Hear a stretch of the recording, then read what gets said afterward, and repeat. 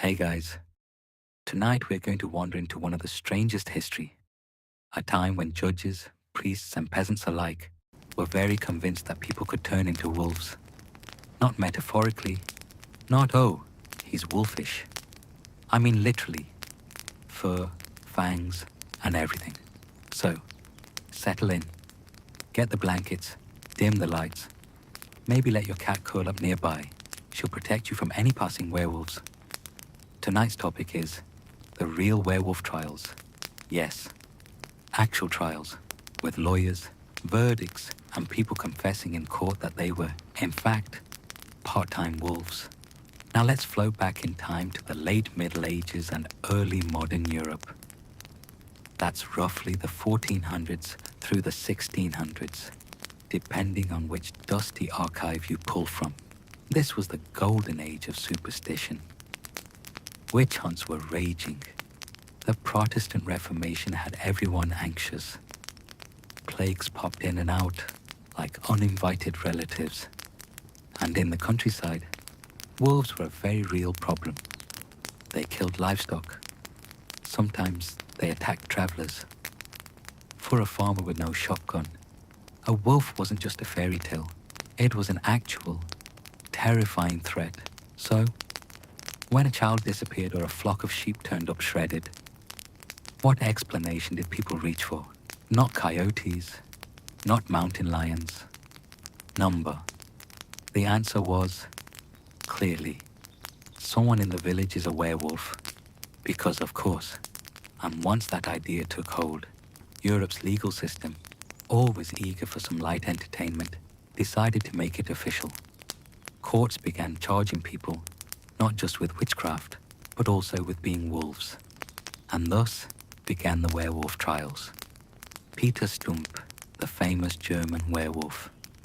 One of the most infamous cases came out of Germany in 1589. His name was Peter Stump, sometimes written as Stumpf, or just that werewolf guy. He was a middle-aged farmer near Cologne, and he was accused of being the MVP of all werewolves. According to the court records, Peter confessed to over 25 years of looping crime. Not just nibbling sheep. No, full horror movie material. He supposedly attacked travelers, killed livestock, devoured children, and even allegedly ate his own son, which, if true, was not exactly a wholesome father-son bonding experience. How did he confess to this? Well, let's just say medieval interrogations weren't exactly polite Q&A sessions. Under torture, Peter told them what they wanted to hear. He claimed the devil had given him a magical belt, a literal werewolf accessory, that let him transform at will. When asked to produce this belt, nobody could find it. Big surprise, but the judges didn't need evidence. They had his broken body and his "yes, I did it" statements. And the punishment? Medieval justice always loved to go a little overboard. Peter was executed in a public spectacle. He was strapped to a wheel, had his flesh torn with hot pincers, his head chopped off, and his body burned, just in case he tried any posthumous wolf tricks. Oh, and his daughter and mistress were executed too, because apparently guilt was contagious. Cologne even erected a giant wolf-shaped figure with his severed head attached, like a macabre billboard. Subtle.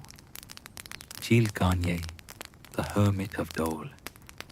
Not far away in 1573, France had its own werewolf headline. Gilles Garnier was a hermit living near Dole. Neighbors already thought he was strange. He kept to himself. They were, his words, the hounds of God. The court was baffled. They wanted a nice, neat devil worship confession. Instead, they got part-time holy werewolf. It didn't fit the script. Thies wasn't executed, but he was whipped and banished. Because if you're going to be a werewolf, apparently you need to follow the correct paperwork. Decline of the trials. By the late 17th century, the werewolf trials began to fade. Rationalism was creeping in. Scientists were gently raising their hands and saying, maybe, just maybe, these people weren't actually wolves. The Enlightenment put a damper on witchcraft panic. Courts stopped taking the cases seriously, and the craze died out. But for a solid 2 centuries, Europe genuinely believed in human-wolf hybrids lurking in the woods, and people paid with their lives for that belief, drifting to the end. So tonight, we've drifted through Germany's gruesome Peter Stump, France's lonely Gilles Garnier, Switzerland's paranoid peasants, Livonia's holy werewolves, and the fading embers of an old superstition. The real werewolf trials weren't about wolves at all. They were about fear. Fear of the wilderness, fear of outsiders, fear of anything that didn't fit the mold. Wolves were just the costume fear. War in the 1500s. And thankfully, the only wolves you'll encounter tonight are the ones on your Netflix recommendations. So, close your eyes, let the old wolf howls fade into the background, and drift off knowing that at least you weren't a peasant in 16th century Germany. Because odds are, someone would have already accused you of eating sheep in your spare time. Good night.